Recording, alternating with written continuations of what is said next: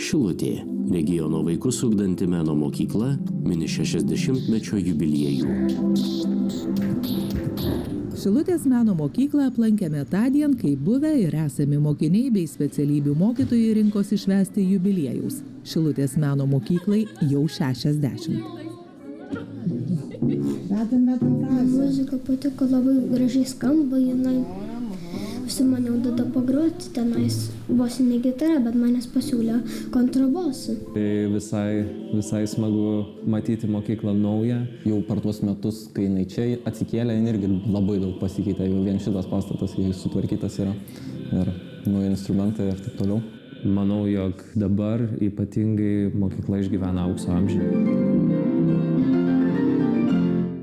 Natūralus kažkoks ryšys išlikęs ir mes vasaras visą laiką čia leidžiam, savaitgaliais ateinam pagroti, kažkaip visą laiką atviros mums durys ir labai mus mielai ir šiltai priima, tai čia visada tikrai smagu sugrįžti ir net nėra klausimų.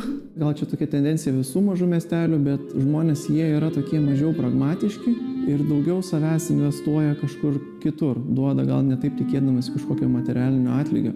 Ir tikrai daug šviesių muzikantų šitą mokyklą yra išleidus ir dabar turiu ir pažįstamų, ir trimitininkas vienas geriausias Lietuvoje, Audrius Zalcas, baigęs irgi šitą mokyklą. Kiti absolventai mokyklą džiaugiasi, bet sako, kad akademiniai reikalavimai kiek pasikeitę. Aš kai ėjau čia į mokyklą, tai čia aš turėjau mokintis gerai, negalėjau gauti blogo pažymio, aš turėjau padaryti namų darbus, o dabar taip nebėra.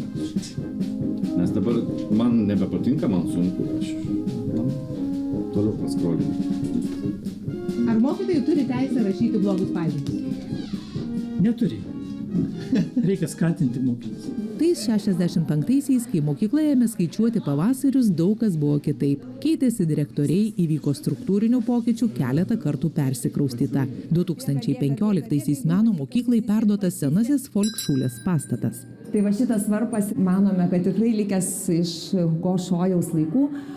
Ši mokykla ir buvo pastatyta Hugo Šojaus su ta mintim, kad žmonės galėtų įgyti amatą. Tai čia buvo pirmoji liaudies mokykla. Mokykloje auga muzikai, dailininkai ir šokėjai. Esate trečiame aukšte meno mokyklos, kur yra įsikūręs mūsų dailės skyrius. Dailės skyriuje mokosi virš 300 vaikų. Mes turime filialus Kintuose, Švėkšna ir Žemaičių Naumiestyje. Štai čia tokia klasė yra keramikos. Pirmam aukšte yra visi pečiai, smagiausia vieta vaikams. Aš parodysiu ir tie, kas žiūrės tą reportažą, seni mokiniai tiesiog džiaugsis tą, ką jie čia praleisdavo laiką. Tai čia yra mūsų fondai.